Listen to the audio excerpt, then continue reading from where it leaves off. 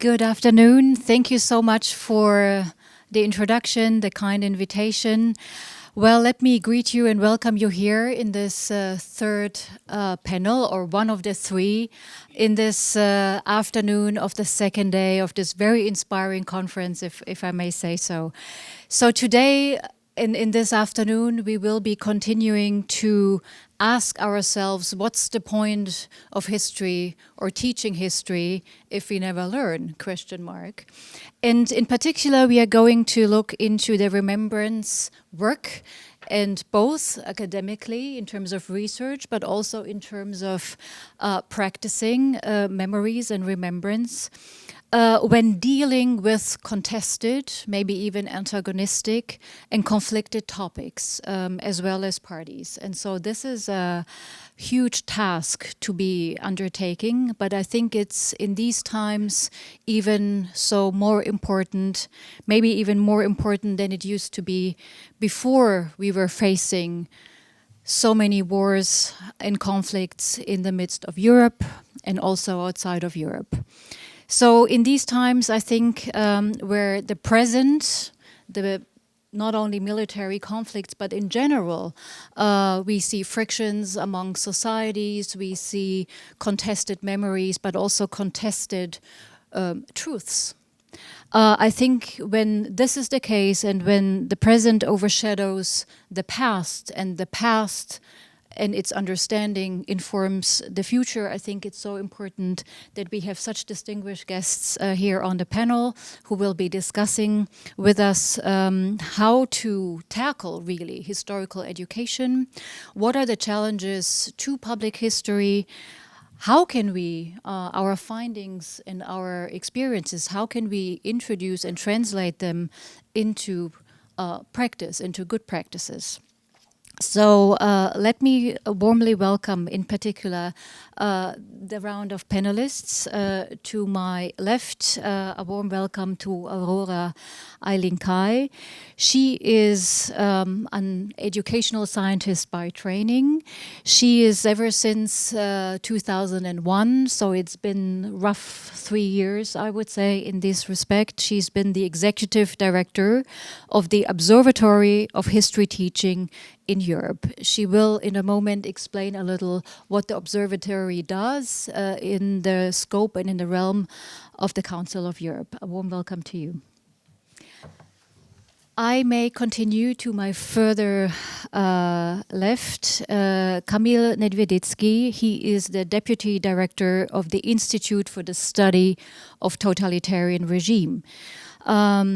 Kamil Nedvědický is a legal historian specializing in broad issues such as asylum and migration, but also going to human and civil rights issues. A warm welcome to you as well.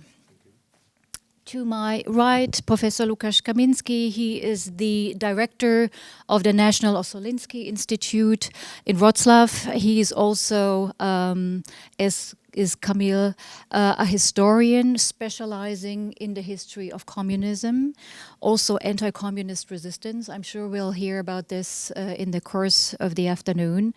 Moreover, he's been working for several years for the Institute of National Remembrance and served as its president from 2011 to 2016. Warm welcome to you as well. And then last but certainly not least, Oriol López-Badell, to my further right, also a historian by training. He is an international relations officer at the European Observatory on Memories in Barcelona. And he's coming to us today, bringing in his expertise in the research and dissemination of cultural and memorial heritage, and then coming and looking at not countries maybe that much, but at the city of Barcelona. Warm welcome to you. So let me start by, let's say, a panorama or an overview, rather, of some questions that we find are key questions, and trying to lay out a little bit at one glance what we think should or is at the core of our focus and what should be under consideration when we are talking about historical education and history teaching. If I may start with you, as I said in the beginning, there are layers of remembrance. There is the present that generates yet again new memories and maybe overshadowing memories made in a historical and collective historical experience. So how do you look at those current very much forceful military and war type conflicts that we are facing in this very moment? How is this present shaping, in a very general and broad term, how is it shaping the way we look at history? What is it teaching us for the moment when we look at the very turbulent times we are in? Thank you very much for this question. I think that few things are quite obvious. Nevertheless, it's important to stress them. And I think already Professor Kasjanov, during his keynote speech, stressed the importance of warning signs we missed, I mean, in general in Europe. And I think we can speak not only about the situation 10 years ago, like in your example, but for example, just before the pandemic, there was a huge campaign of disinformation in the field of contemporary history organized by Russia, and probably its culmination was planned for May 2020. Of course, because pandemic, it was not such important, such successful, but definitely for me, it was a warning sign that something is coming, because this particular campaign was maybe even not mainly focusing on Ukraine, but rather on East Central Europe in general, and it's my interpretation, of course. The goal of this campaign was to keep the voice of East Central Europe low and to limit our influence on European level. So from this point of view, we can think to what extent it was a kind of preparation for coming war. And I can also repeat once more what was stressed in the previous panel, that now the attention is paid to the history. Yes, we all see on our own hands, own eyes, the importance of history. But the main question is if it will be just, a short period of awakening of politicians, or we are going to build something on this. And I think this is the main, I hope, lesson from the current situation, that not only historians, not only specialists in the field of memory now see how important history is. If I may take your thought further, and you just stressed the importance of now having been taught a lesson that history was important and was important all the way. If I may ask you and bring in your expertise looking at totalitarian regimes as a historian, wasn't history not only important all the way anyway, but is it also in these days in particular, has it not become a weapon? Is it not even more important now to know about and be informed about history because we see how it's been used and misused in the contemporary conflicts? Thank you very much for this question and for inviting to this conference, because it's necessary to discuss everything about these topics. Because I must say the first thing that we are talking not only about history, we are talking about present, and we are talking about future. Because without knowing about history, I think we don't have a good future, because so many people in this world, in this Europe, are abusing information from history, and they would like to be dictators of our lives, of our ordinary lives.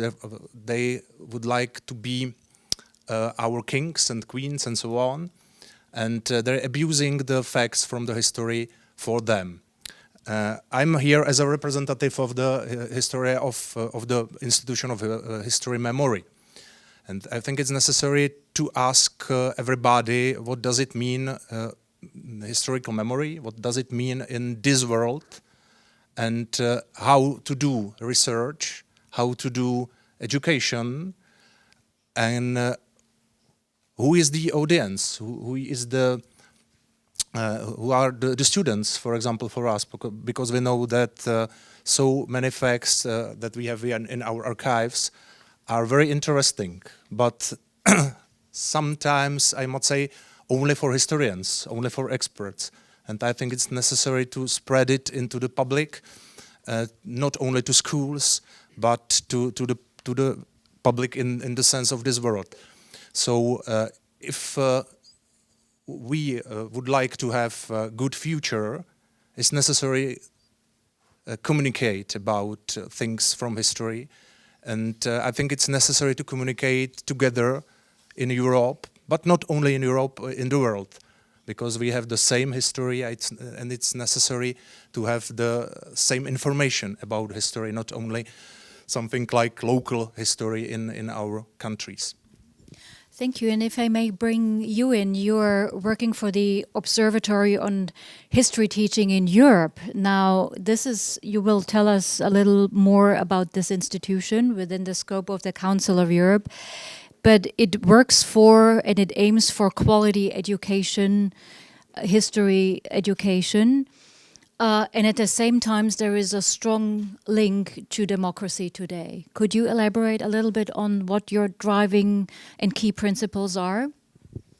Yes, thank you very much for the invitation. And I think that in the previous panels, I will remind my colleague Vilianu Ciriazi in the first session yesterday, and then Mr. Lamassoure, the president of the board of the Observatory, in the previous session. They underlined already the objective of the Observatory, but to put it in the context and in the context that you just described, and you asked the first question about, I think that what is very important is that we reach now a level of historical consciousness that didn't exist in the past in the international or in intergovernmental organization. Meaning that if we look back to since 49, the very creation of the Council of Europe, throughout the time, throughout the years, in the different moments in which Council of Europe has launched projects, programs, and work on history education, we can notice an evolution in the thinking, and what's most important is that the teaching of history also evolved and the way we look at it.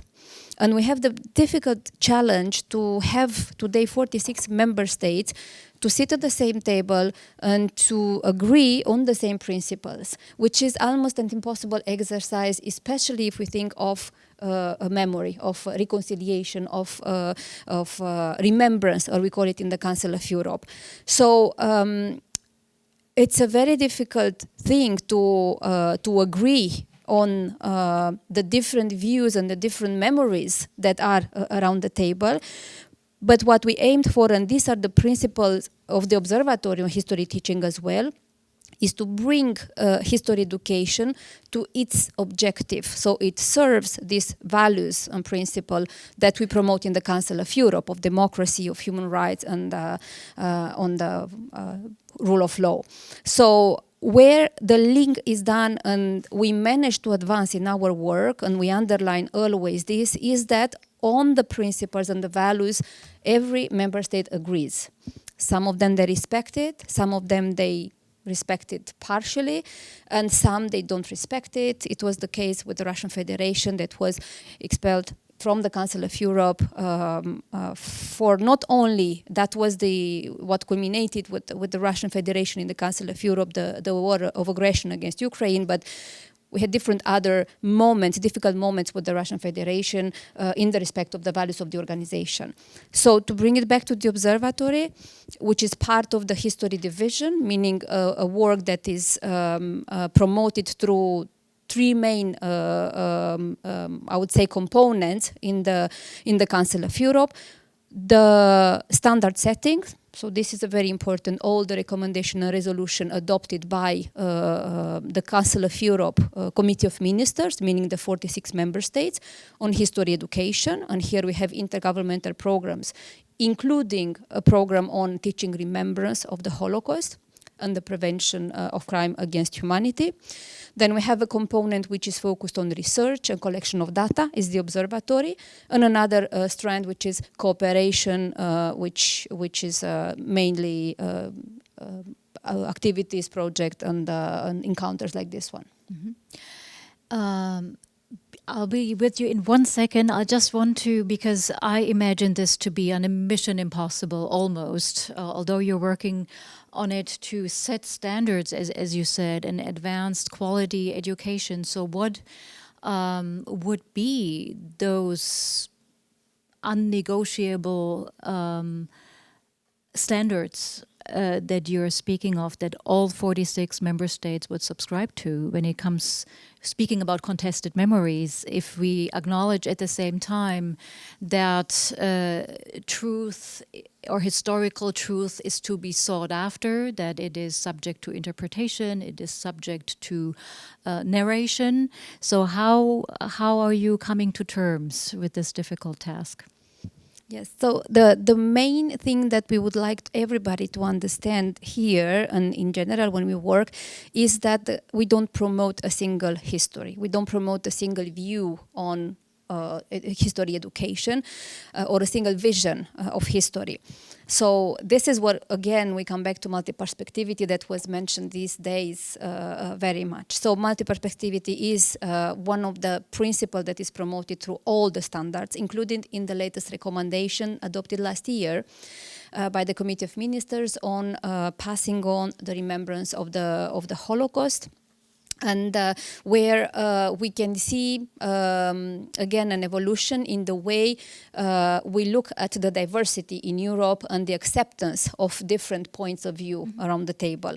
So if in 20 years ago or 15 years ago, it was more like a mosaic of views in which everybody was saying their own point of view, and we were stepping more at the level of accepting the others and tolerating the other point of view.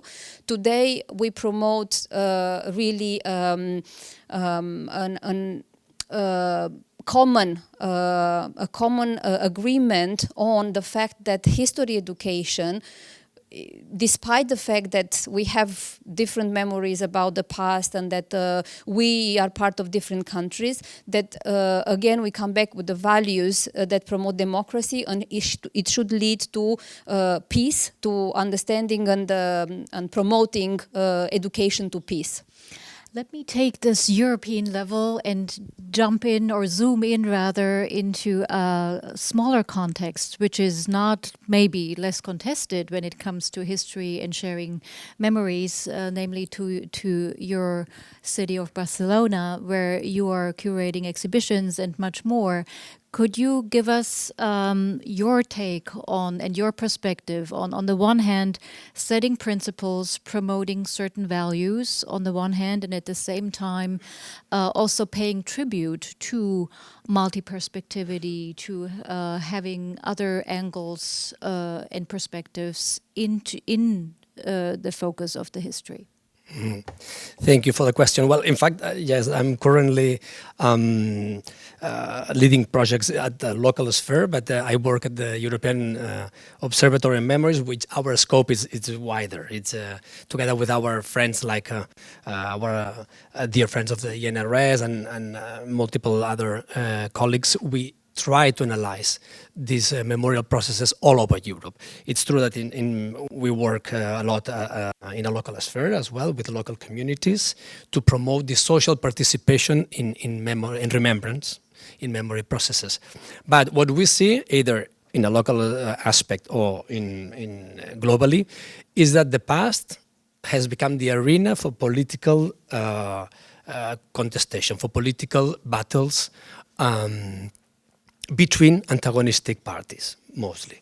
No? So we are suffering this, all societies, and the recent rise almost everywhere of authoritarian politics and populist movements is using the past for their own goals, let's say. No, the perception of past events is used as political propaganda. How can we confront this? How can we confront the imposed forgetting sometimes, or even the creation of false narrative? Probably through education, through exhibitions, through scholar history, through books in the school. Well, that's true. It has been said in former panels downstairs, no? How history is used to justify current conflicts, no? We all of us saw that Russia was stating publicly how they thought Ukraine was a Nazi state in regard to those national heroes that combat the Soviet regime, but before they had been also collaborators with Germany. But you cannot say that Ukraine is a Nazi state in order to justify the aggression that started almost 2 years ago.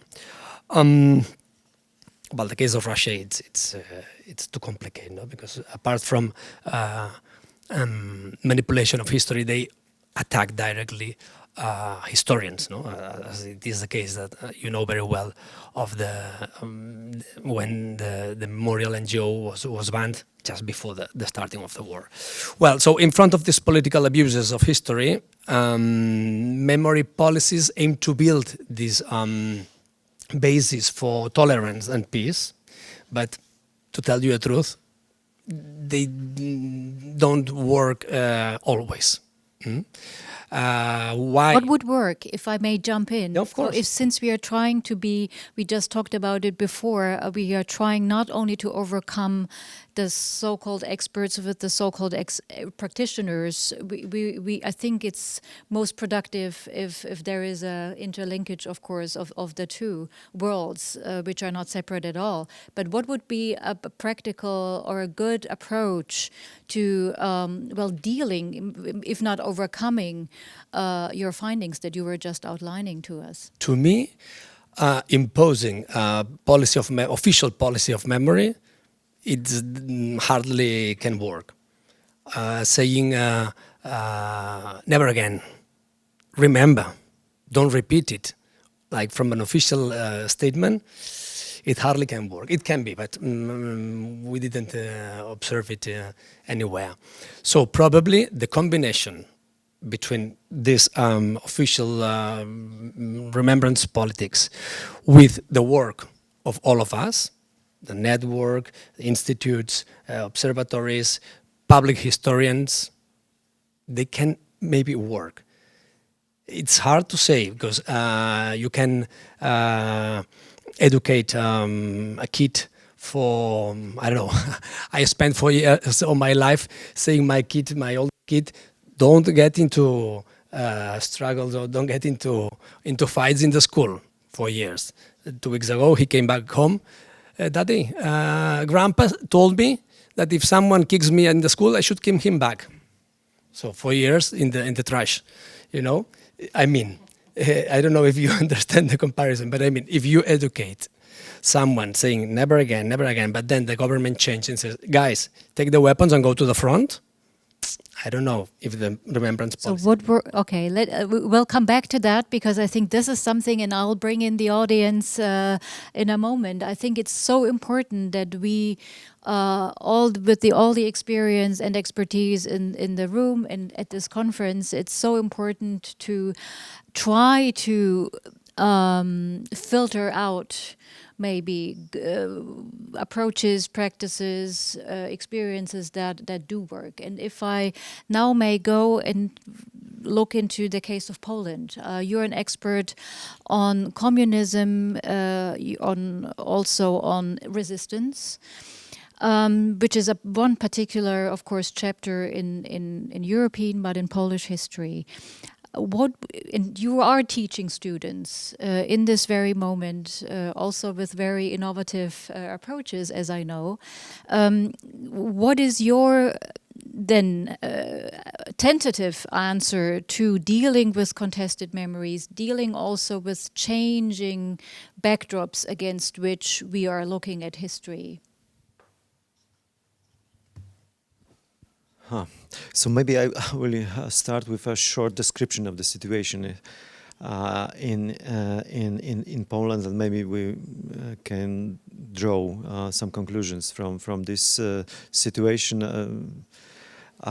If I may, I would like also comment a little bit the previous intervention, because I'm afraid that we are building, not only during this session, a kind of opposition or antagonistic view that we have bad politicians who are always trying to misuse history for some dark purposes, and we have a good NGOs and academia, historians who are opposing this, and it doesn't work like that. Yes, everyone can use or misuse history. Yes, and this is my also important argument in favor of state stakeholders' active participation in creation memories, because I think we all need states at least to create a kind of framework, and states are doing it. Yeah, it's a fact.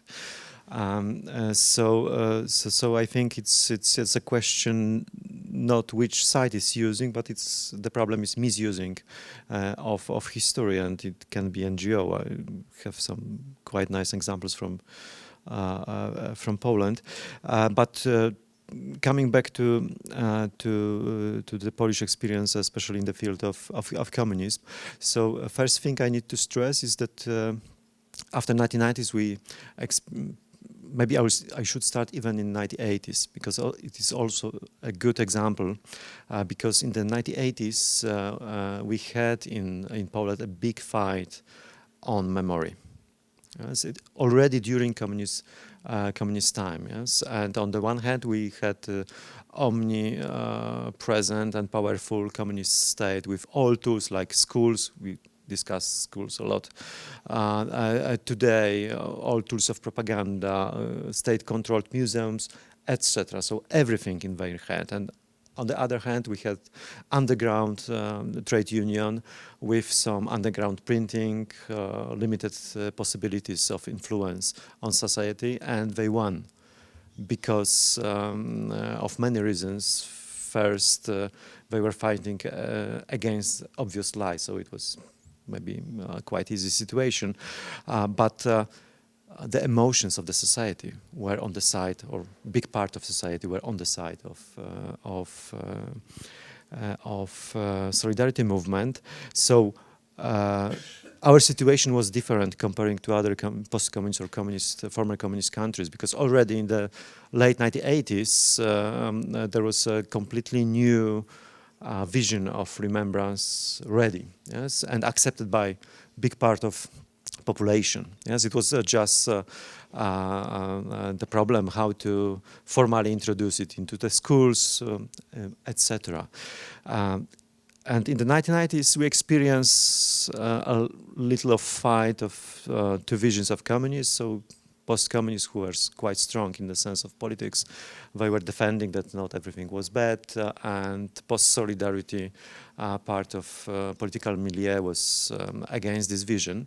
But right now, since during the last 20 years, that the Polish division is completely different. We have a political division among former Solidarity members, more or less, and there is a huge fight. Both sides wants to use in their political fight the past connected with the communism. Yes, and history of solidarity itself is a field of battle right now in Poland. We can call it that it's a fight for banner of solidarity. Yes, who is a true hero of solidarity movement, its ideas, etc. And of course, it's influencing and creating problems, because the history of solidarity is a great history to be used in a good sense of this word in creating common memory. Yes, it's a history of fight for values, basic human values, a lot of good stories of positive heroes.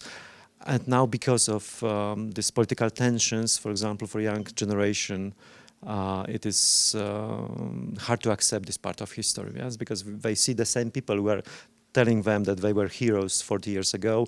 Now they are telling some stupid things in television and fighting each other, and both using that in the name of the history of solidarity. So this is the problem. But you are asking us mainly about the practical solution. So from my experience, the first experience is contradictory to the one of the voices in the previous panel. Use emotions. Again, we can use emotions in a good sense, we can misuse emotions, but emotions are working in the field of memory. For example, the places of remembrance. Yes, the emotions connected with the personal visit in the memory site. You cannot replace it with any rational explanation, any lecture, textbook, or something. So I think we should use emotions to, for example, raise compassion and other, and to stress how important, for example, human rights are, and the methods of teaching history are really various. You asked me before the panel to say one sentence about my own experience, for example, with educational games, which are quite successful in education of history. I'm not speaking about the computer games, but the board games. So those we have many possibilities. We just need to be creative, and we need to include various actors in the process. Yes, what I believe, there was also a question from the audience about how to build a kind of immunity against the state. This is still this vision that state is something bad, but one of the solutions how to build a good practices of memory is to have a kind of polyphony with various actors from the level of state, local authorities, NGOs, churches, or general religious communities, etc. So this is my a little bit spontaneous answer to your question. Thank you so much. I think one brilliant mind said, if history was taught in stories, it would never have been forgotten. So speaking about stories or emotions, asking you also with the Czech example, you're with the experience and research looking into totalitarian legacies and totalitarian regimes.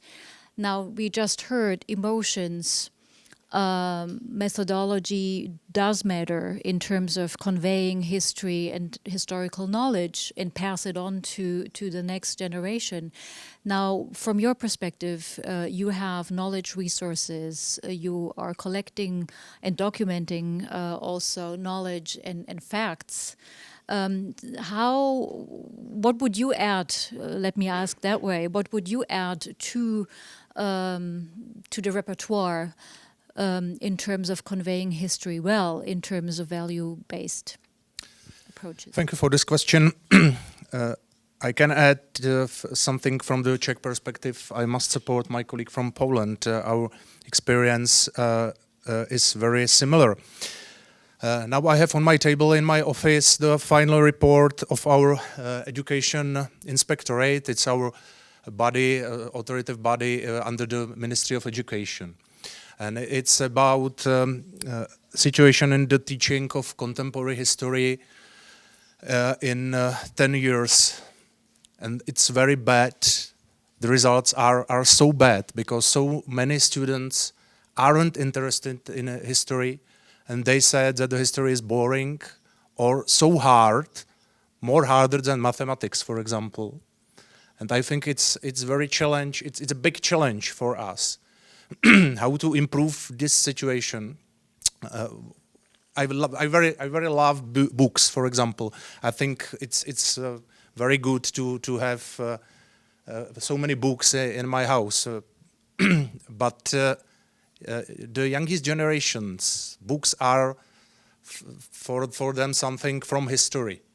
It's necessary for us to change our point of view and to make new, modern, not books, but as you said, games, educational games, virtual reality. I think it's the future of history teaching. Virtual reality and comic seas or something like that, because books are only thing for historian, I must say. It's necessary to do some change or do any change in this area and be so close to the youngest generation, because if we know history, it's the chance to not repeat this bad facts in history. So I'm for the virtual reality and for comic seas on educational games, but I think it's necessary to set one more thing, to add one more thing. Everything must be about facts, not only emotions, not only some dialogues, but about facts from our archives, from our historical research, from our discussion. Mm-hmm. It's necessary. Mm-hmm. I think straight directly to that. Yes, just to complete what the other colleague said in the panel, we notice this very important link between the layers that you mentioned. So, as an intergovernmental organization working with governments, first of all, we notice that there is a big difficulty in putting the different ministries together. The question of memory, of remembrance, is dealt with in some countries with the ministries of education, in other countries with the ministries of culture, in other countries ministries of interior. So it's very difficult to put this all the people around the table. And one of the conclusions that we had in our work was to avoid sectorization of history education. Sectorization in the sense of not putting it only under the responsibility of one single actor in a country, but show to which extent this falls under the responsibility of authorities in general, of course with a very strong predominance in the ministries of education, where they look into the curricula and what the children will learn in school, but then to also give a place to the civil society, to, of course, universities, because they are independent, historians, but the most important thing is to reduce this gap between historians and teachers and what happens in the classroom.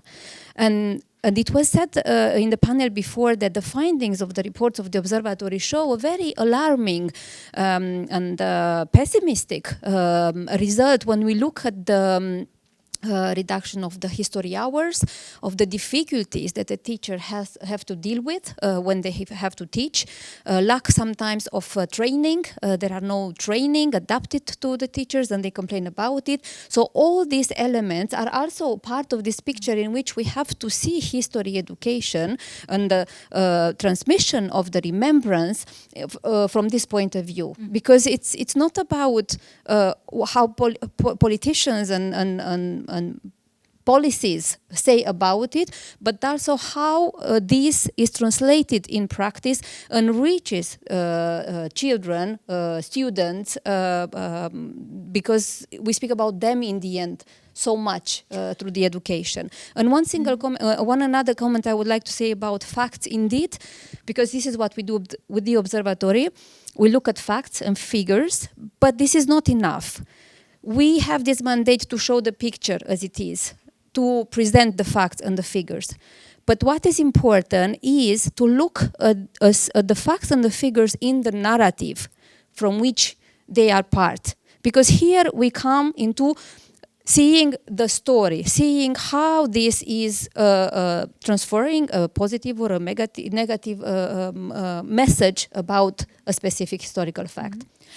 If I may throw in, although I'm not a panelist, but on a less grim note, the EVZ Foundation has conducted a memo study, in particular asking young people, the youth, what they think about history and learning about history. And we were positively surprised that they are very, very much interested in learning history, that even in schools, they like their history school training that they receive. Now, mind you, we could comment on that, but so the interest is very high. The actual factual knowledge is not that high. Actually, it's decreasing.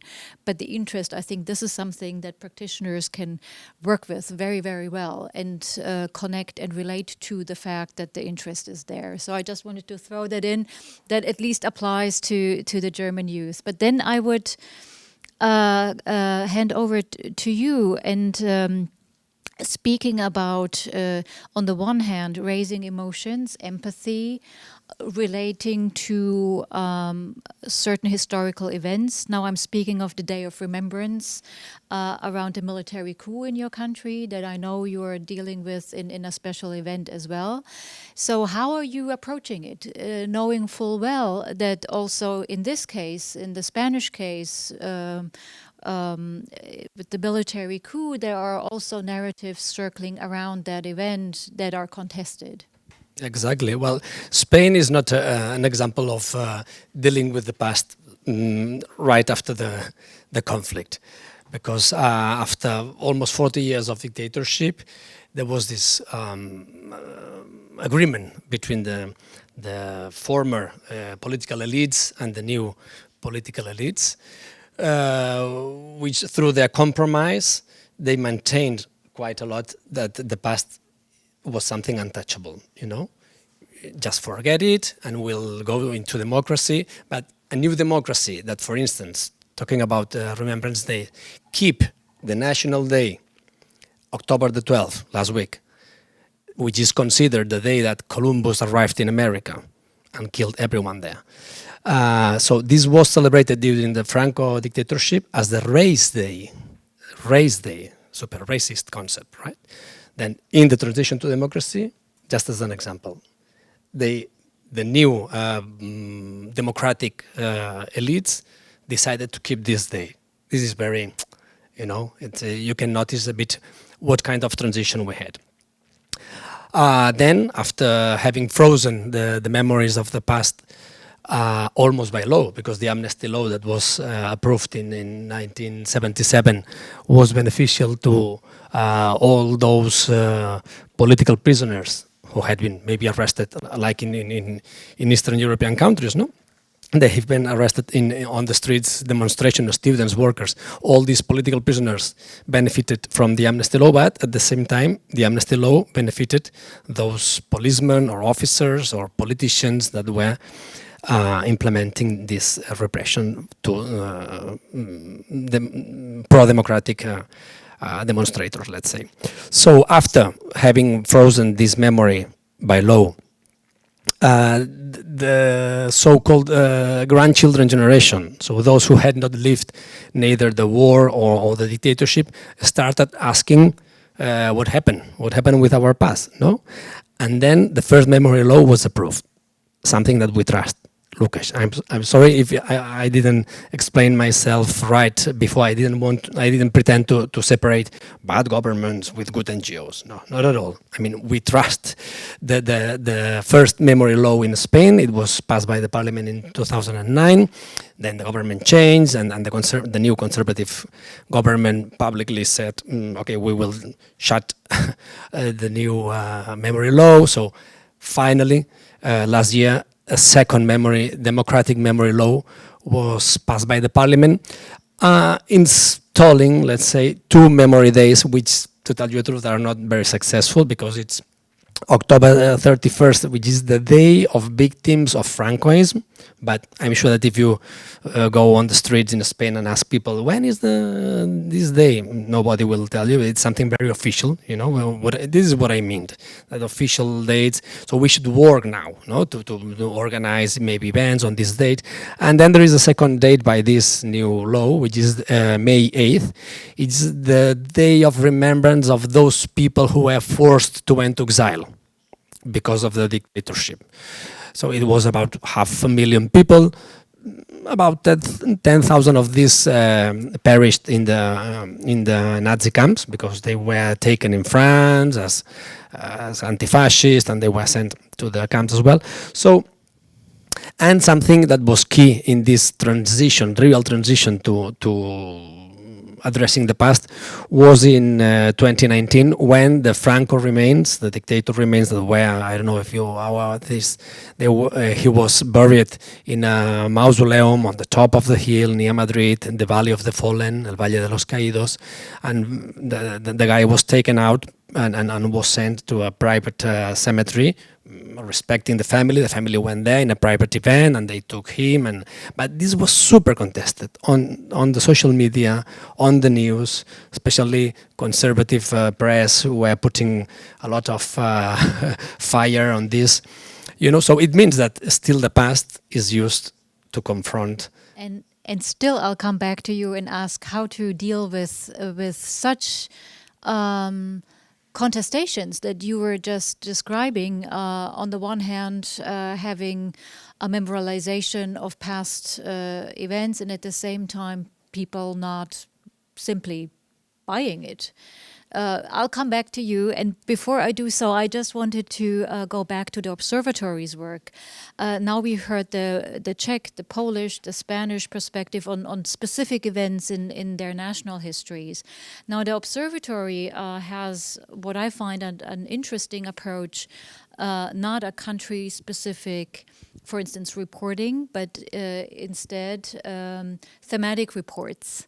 Maybe you would like to share with us. I know that one report is in the making, dealing with economic crises and their repercussions on teaching and understanding history, but you have another thematic report ready that maybe could give us yet another idea of approaching history teaching.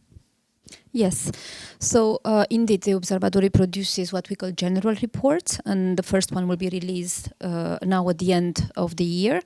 These are the reports that show the situation with history education in general terms, and it goes from very practical and technical information about the number of hours of teaching, about the training of teachers, about the content of the curricula, of the textbooks, about the evaluation, etc. So these are the general reports.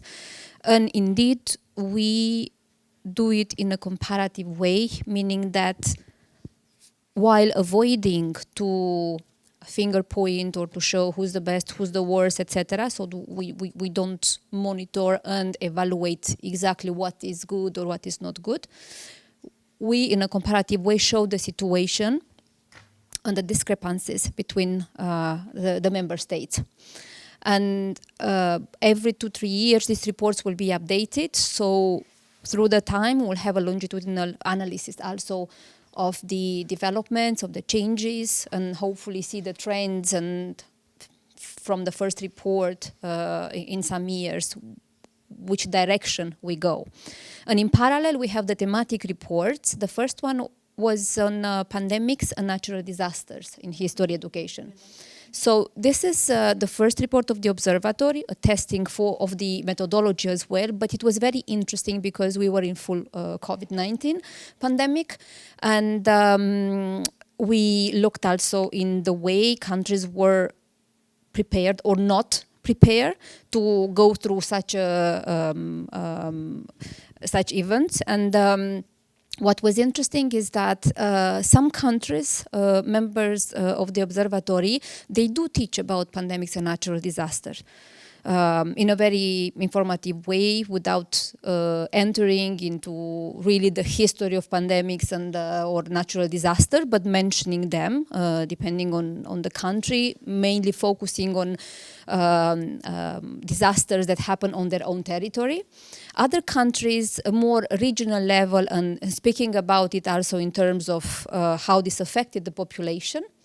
And interestingly enough, some countries, they looked in the way minorities or communities were scapegoated or not during this period. And so aspects that we didn't expect to find going, and analyzing these topics, but that were very interesting and illustrating that indeed some countries, they have a very inclusive approach, looking at minorities, at different groups, and at diversity in the society.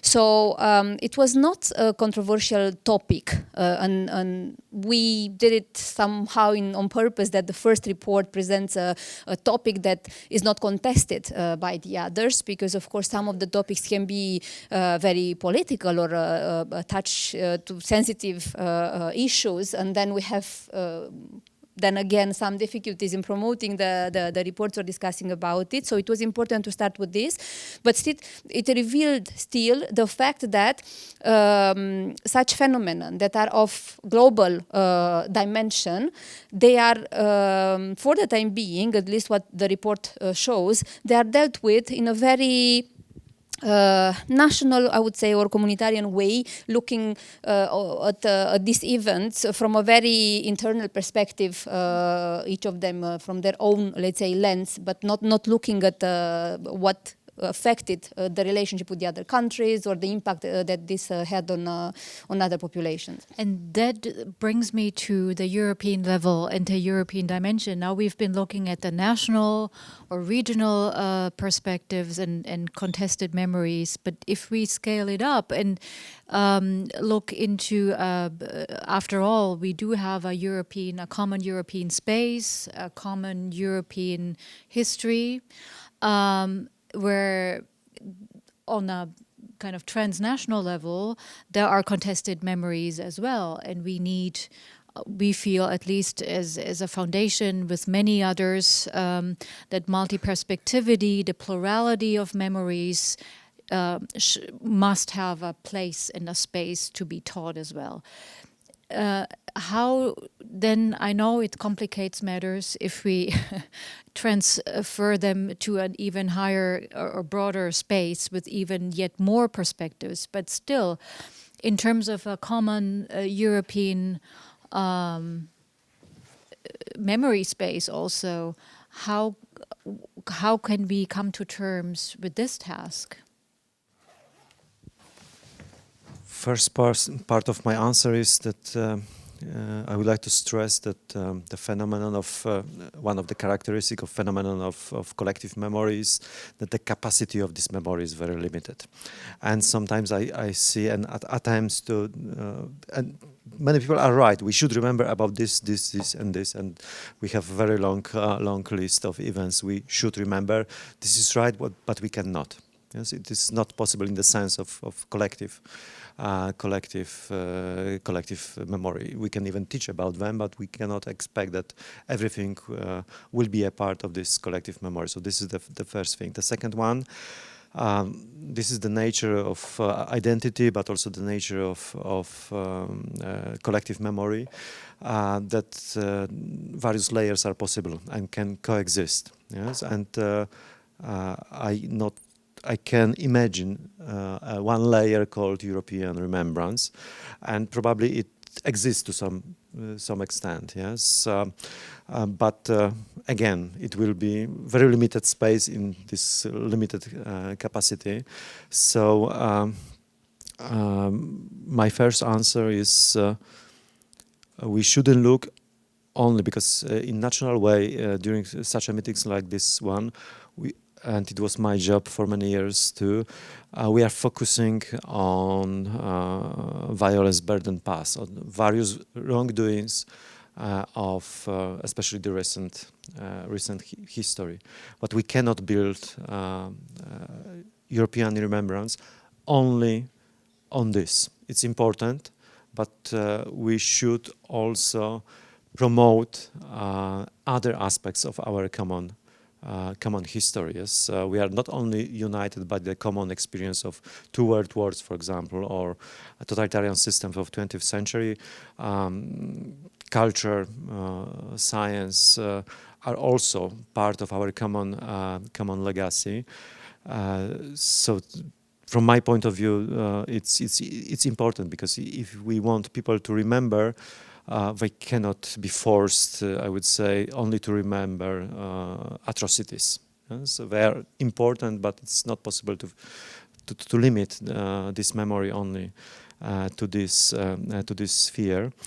And when offering, because all we can do is prepare a kind of offer. Yes, this is not process we can fully control. Even the biggest European institutions cannot control the process of creating, of collecting collective memory. Yes? It's we may influence, so we can prepare an offer, and of course we have some events which are common experience in the past. Yes. That I will stay with this example of wars. Yes, that we have not only in the 20th century a few periods of wars which were common for almost all Europe and definitely influenced the whole continent. But we should also look for universal experiences, like, for example, fight for basic values. Yes, I cannot experience that everyone will remember in this European level the history of solidarity movement of Poland. Yes, but because, for example, in Poland, it's our choice to remember solidarity. At least right now, it may change in the future. We want to remember solidarity movement because of those values. I should be open for other stories, yes, which are more or less the same. Yes, other stories of defending the basic values. The same applies to the victims. Yes, sometimes it's even a problem in remembrance that we are so much focused on the victims. We can understand the reasons, yes, of this, but sometimes it creates some problems.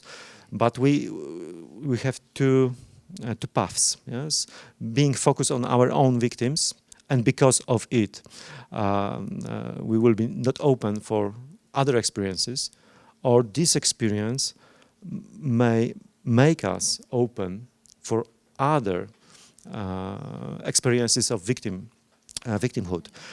So I think this is what should be our offer on European level to the Europeans. Yes, some also good aspects of our common history and universal aspects of our own country's history, because I think this is probably only just one of many possible ways how to secure this multi-perspectivity. Yes, because we cannot experience that people will know all the stories, but we can try to influence our European remembrance to be open for other experiences.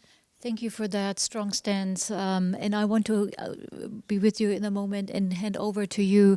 I think you wanted to add to this notion of the essence, that there is an essence to European common memory.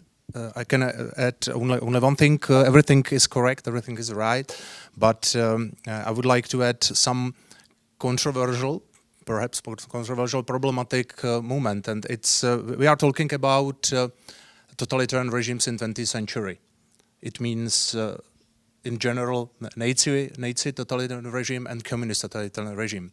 Especially in the Czech Republic, we can see so many differences in discussion about these totalitarian regimes. I must say, it isn't problem with the Nazi regime, but we have present so many discussions about the communist regime, and we can see two groups of historians who are in the war and fighting each other because discussion of we so-called it normalization, 70s and 80s. In the point of our view, in the point of legal, of our legislation, it's also totalitarian time, but so many people are now discuss about bagatelization of this period. It's necessary to discuss similarities or distinguish between the Nazi and communist regime because it's necessary to know our own history. I think it's a very good challenge for us, especially from Poland, Czech Republic and other countries in Middle or Eastern Europe, to show, for example, to the Western states, to the Western Europe states, what was it communism, because in Western states people don't have experience with this totalitarian regime. So knowing one's own history first, and then be open, as far as I've heard here, be open to hear the stories of others. You wanted to add on to that as well. To add the fact that the Council of Europe decided, of course, together with in the Committee of Ministers, of a day of remembrance in all the member states, in the 46 member states, that still exists today. And this goes in the same direction of your statement, because I think that it's important to know that this day of remembrance is for each member state, each government, to be decided according to the national experience, to the symbolic dates from their own country, and it's transformed in something very pragmatic at the level of schools, meaning that one day is dedicated to activities that are done by teachers and students on those local histories, national histories and moments that will relate it to the remembrance of the Holocaust in the end. That was the purpose at the beginning. But they speak about any other events, historical events that should be remembered. And this is something that was very much practiced between 2003 and 2013 for a decade, and then it started slowing to decrease in interest, and today there are still schools that continue to do so. But I think that it's important because the link, as I said before, between politics about it and decisions and the financing of this, because some of them, they require, of course, financing, if it's to set up a memorial or to organize events about it, don't have to be related to the educational environment and schools. And we have another interesting experience in the Council of Europe, maybe not so much with contested, but competing memories, because whenever we worked on a recommendation with the member states about remembrance, and we added all the other victims, not only the Jews, for instance, speaking about the recommendation on teaching about Shoah, the Roma and Sinti minority that most of you, I assume, know, they were almost inexistent from history.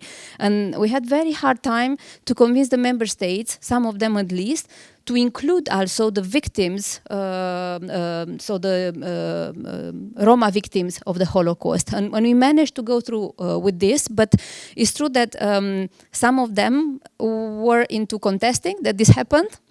And of course, the communities were there to remember, to remind that they existed as well. So we have also this duty, I would say, to look in a very inclusive way on remembrance and memories, not only in the dates and events, but also what's inside. Right.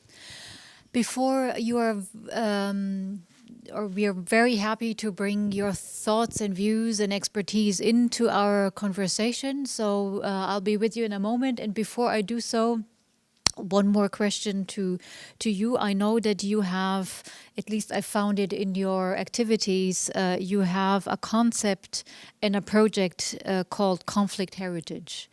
Would you tell us a bit more? What is conflict heritage?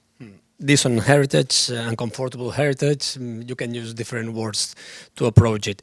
Well, just to add to what my colleagues were saying in just a couple of minutes ago, it's true that in a European dimension, which also we have shared this on heritage, the enlargement of the EU to the Central and Eastern countries shake the remembrance policies a lot. I mean, it was a real challenge. The contribution of the new member states in this field. So the assumption that the Holocaust responsibility was one of the bases of the European Union and a long-lasting peace and all this was certainly changed, shaked a lot, no? The new member states rightly wanted to put on the table their point of view. So these maybe lead to this kind of competition of memories, let's say, if you want, including victims, number of victims. Well, the Soviet rule was longer than the Second World War, so it is an argument. And then the industrial killing system of the Shoah is another argument. So this kind of competition should be regarded in a delicate manner.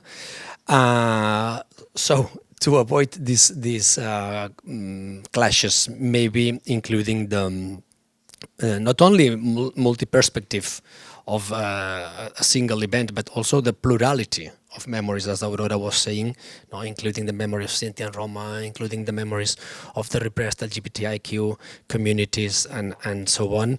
It should be maybe one of the keys to reach people, to get people interested in the memory policies. In terms of heritage, well, it's basic to work on this, to maintain these jails that have been used maybe in different regimes for the same purpose, repressing people in Eastern countries, in Spain. So we are working with a network of partners in dealing with this in Bulgaria, in Spain. In our case in Barcelona, we are working on the Modelo jail, who had been used for more than 100 years, 113 years. So there were right-wing people there during the revolution in the 30s. Then Franco dictatorship used it to put political. So it is an uncomfortable heritage. We are trying to first maintain this heritage, to take care, and then to habilitate it as a place not only of education but remembrance and to a place where to organize different activities connected to memory. Thank you. Now I've seen several. Okay, if you would be so kind to briefly introduce who you are and then ask your questions or comment. Yes, I am Erkki Tuomioja, chairman of Historians Without Borders. And when we founded the network of Historians Without Borders, we had an international conference in Helsinki with the title "The Use and Abuse of History in Conflicts." And that was a reflection of both my experiences, both as a former foreign minister and historian, of how history keeps being used in conflicts to create conflicts, prevent conflict resolution, and so on. But my experience is also that the majority of the historical profession does not want the results of their work to be used to keep conflicts in place. On the contrary, the idea is to mobilize historians to prevent this misuse of history. And therefore, at the conference we had several workshops, including one on Turkish and Armenian relations and Israeli-Palestine relations with historians from all sides. But what we have been also trying to do is influence naturally public discourse, obviously, but also engage in quiet diplomacy, which has not been mentioned here. And there, I think we have tried to introduce and develop a concept of history dialogues involving historians from countries and places which are in conflict with each other, without any publicity, to go through their own historical narratives. And as has been pointed out by several of you, it is important start at beginning to listen to the narrative of the other side. You do not have to accept it, you can contest it, but you have to listen to it, you have to know it and understand it.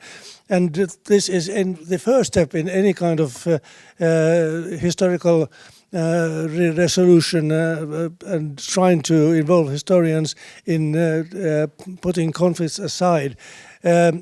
So we are dealing with historians who are some of them are forced to live in exile today, and we know that there are many Russian historians who have had to leave the country because they wanted to retain their own honesty as historians. And I have had the occasion twice to address meetings of historians at the Russian Academy of Sciences some years ago, and I've left with the feeling that the majority of them would not support this kind of historical misuse by Putin in the Ukrainian conflict. So even if historians cannot act as diplomats and prevent and end conflicts, they can contribute to the processes, and this is what we are trying to develop. And I'd like to hear also your comments on and experiences on this kind of work. Thank you. Thank you so much. I think it's indeed very interesting to hear our historians on the panel to serve as, and I like that idea very much, as quiet diplomats, so to speak, and bridge builders, knowing more than one side to the story. So if I may ask your just as an example, no? We organized some years ago, just right after the pandemic, a gathering of young people in the Balkans, and we asked our partners there to try to include different. It was in Bosnia, sorry, to try to include in the Bosnian group different perspectives, you know. So we went there with the Spanish guys, and then the Spanish group, let's say, in front of the discussions, I mean, in a nice mood, in a beautiful mood, discussions between them, they started asking themselves about the differences between the Spanish group in regard to the recent past. So it was in a good atmosphere.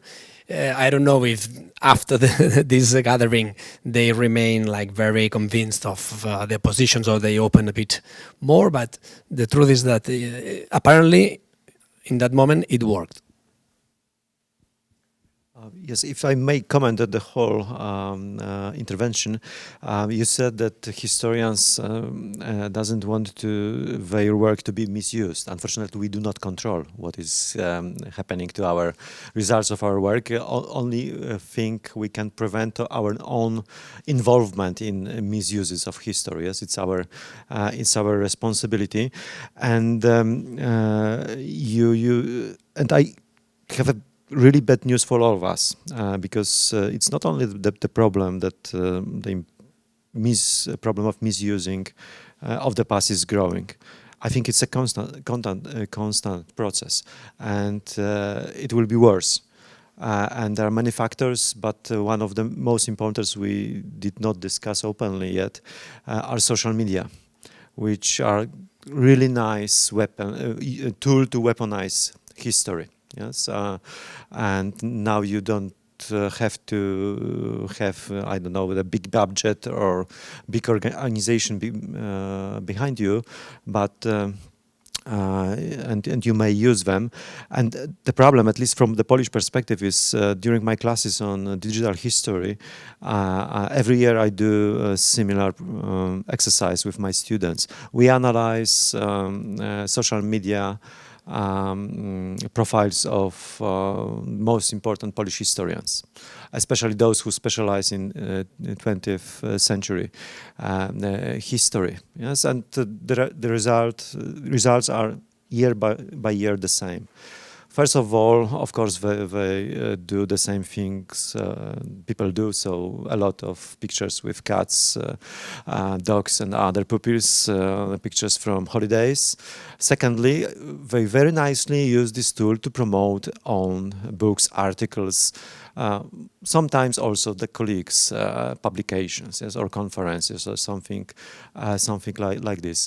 They are in general quite eager to be involved in political disputes in Poland, but only few of them are trying to use their profiles and being recognized as a professional historians, professors of history who published dozens of books, to be active in, for example, fighting disinformation.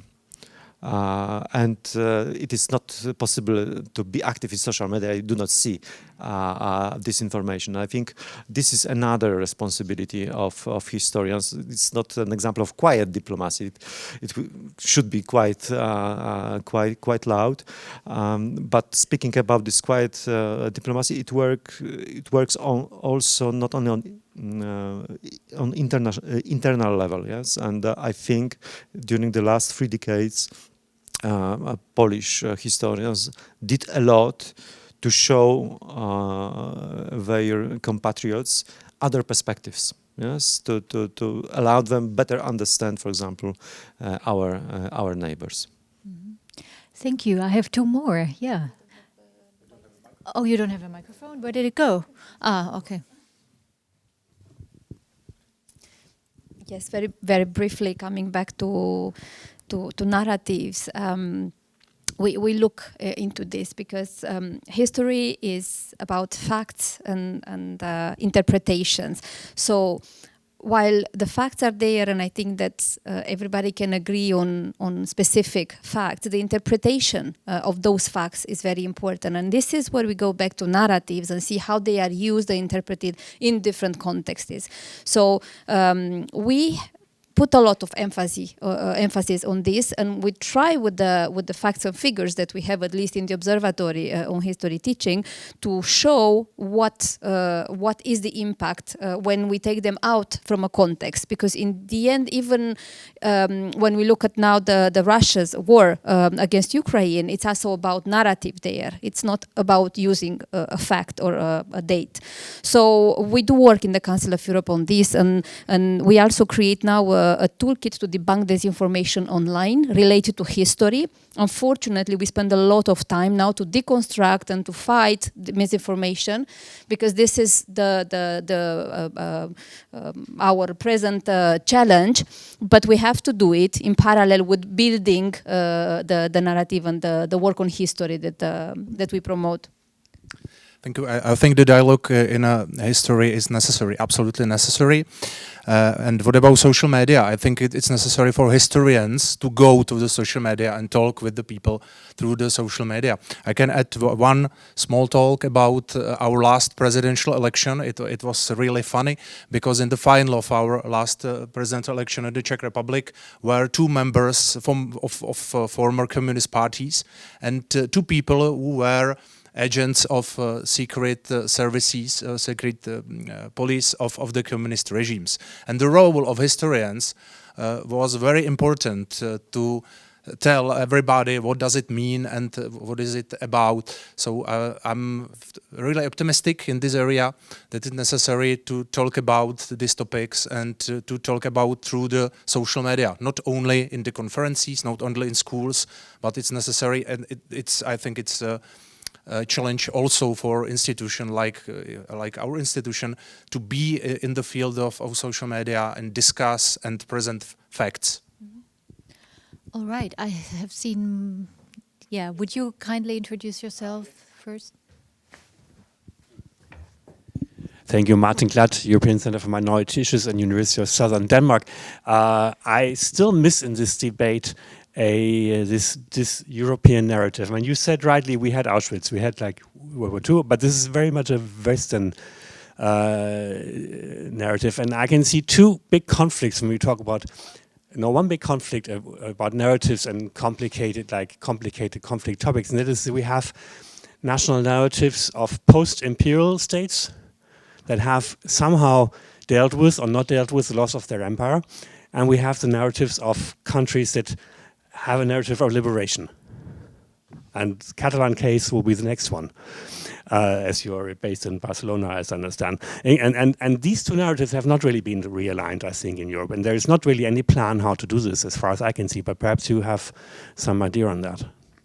Will collective exactly? It's actually connected. Yeah. Okay. Perfect. Thank you. Yeah. Jakub Stańczyk, German-Polish Institute, German-Poland. This should be the translation. I was just thinking about it because exactly also a question of European narrative.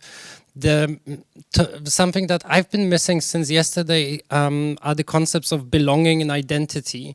Because for me, at least, what's the point of history? There is a point of history in the way how it creates identities and communities and how it gives us the sense of belonging. And I must say, I'm sometimes irritated by this Putin example because it gives us the impression of like a bad politician. Exactly what you said. I find this very nice to say that this misuse somehow, for me, it doesn't explain also this Mephistophelian thing of like, I'm the part that always wills the evil but produces good, you know? All right. I think this is going to be, of course not, but in this panel, our final round and a very demanding one. I think it's a very worthwhile issues and perspectives that you raised. I would give each and one of you, let's say, a closing statement time to and trying really to tie in what has been raised here. Is there, to paraphrase it a little, is there not more to the commonalities of European shared histories and memories? And what function, I would translate, what function then can we maybe enforce or even further in order to have a kind of to have the sense of belonging in a pro and positive sense, if that is well put. Would you care to start, and then we'll go and sure. wrap up? Well, I understand your position. Yeah, it is maybe a danger that when in this competition of memories, if we try for the coexistence of the European Union member states, to me there is a danger that if we include all the perspective, we should be aware of this kind of national victimhood. Okay, so my country was this or that, so we are always the victims, and this justifies sometimes current policies against the other. And sometimes the other is the migrant, sometimes it's the LGBTI community, sometimes, so we should put attention on this kind of victimhood. But truly the coexistence of the different points of view, it's a must for the current EU. And apart from this East and West, the Soviet Nazi rules, we should include, I don't know, the 90s Balkan Wars, now that it's opening probably the EU to new member countries, the troubles in Northern Ireland, the military dictatorships in the south, in Portugal, Spain, and Greece. So different plurality of memories, maybe this will help. If I may hand it over to you. So former Czech President Václav Havel said in American Congress in 1990 that we have unique experience from the 20th century, experience of the totalitarian regimes. So it's necessary for us to share it with the new generations. I think it's true, and it's necessary to discuss about it and present it, because it's only way how to prevent the repeating of dictatorship in Europe. And then, of course, working on standards, working on key guiding principles in history teaching. What do you make of it, giving the two more topics that were just raised? It made me think, and I will conclude with this, of the recent work of the European Parliament this time, that is preparing a resolution now on remembrance and history, which is something new for the European Parliament, and I invite you to look into it. So they quote Jacques Delors in it, saying that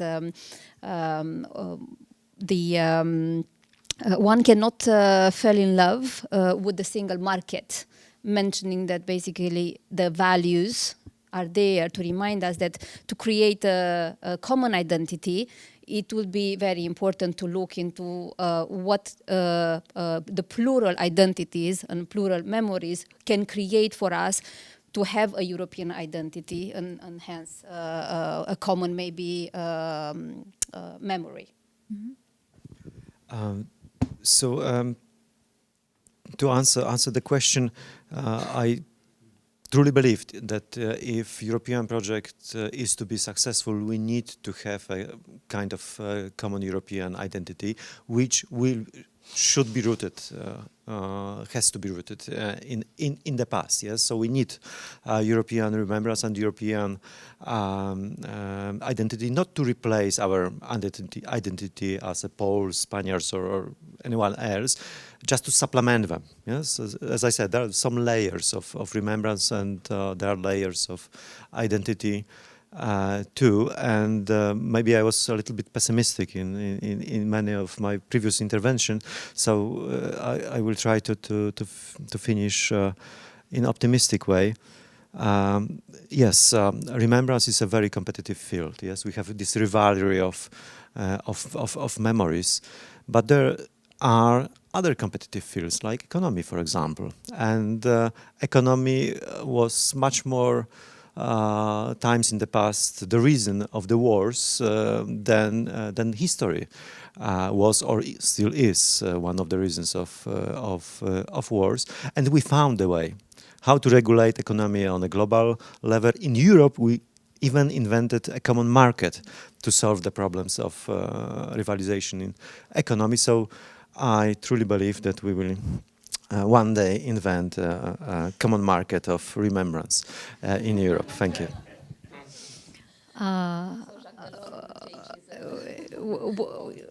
What an interesting idea, and a comforting one, I may add. And one more personal note, I think when we, speaking about European identity, when we do travel to different corners of the world, on other continents, I do believe that we do have a sense of a European identity, and that we do know, maybe not know in terms cognitively, but that we do have a sense and understanding of unites us and what might be the stuff that belonging and European identity is made of. At least I like that idea. So in that very sense, I have to thank you warmly for your expertise, your very interesting, not only ideas, but the work that you do, and thereby contributing as historians, loudly or silently, in one way or the other, to a higher good, I believe, which is seeking the truth, connecting history to values, to democracy, and providing guidance. I think this is what historians do. So thank you so much. Thanks for your questions and your comments and broadening this discussion.